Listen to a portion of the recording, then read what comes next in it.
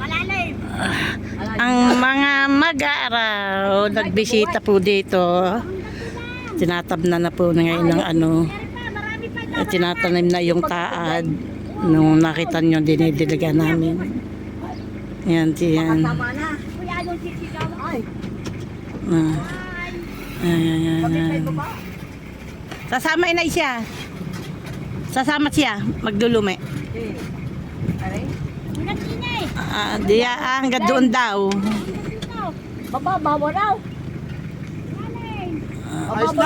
Bababay ba ako Tuesday?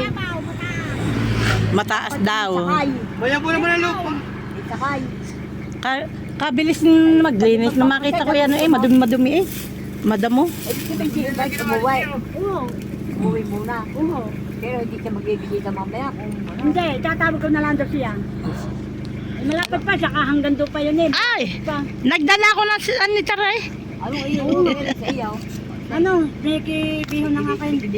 Miki Bihaw na kayo eh. Ay, ang tawag dito. Dito lang ako sa sakyan, nakasawing. Tatanay. Mainit, super. Ay, wala. Wala mga yan, mga may meeting ng mga purpose. Magana?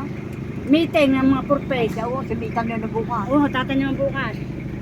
Ay, patuyo na yata, no? Magtatanim din bukas.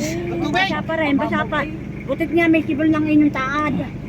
May sibol na. Abay, araw-araw may dinidilig ni Kaylee. Didilig ulit mamaya para bukas. Wow, yung bagong dating kahapon. Kasama ka ga? Hindi, patikab na. Baka kain ko lang din sa mga inay. Oo, tinutulungan ko ng pagbuborbo. Ay, sa Lunes na lang lubuwas. So dyan namang Lunes na madaling araw. Oo. Oo, so dyan Lunes. Traffic nga, kailangan madaling araw. Sabi ni asawa ni Dayan. Ay, basa pa naman ang taad. Oo, basang-basa.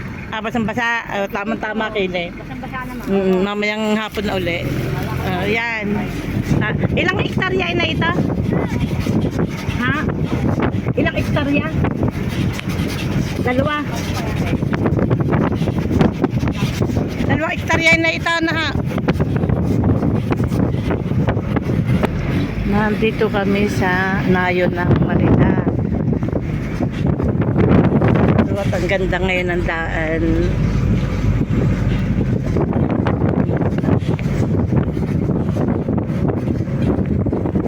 Ariyan dito rin ito. Hindi pa natatabas.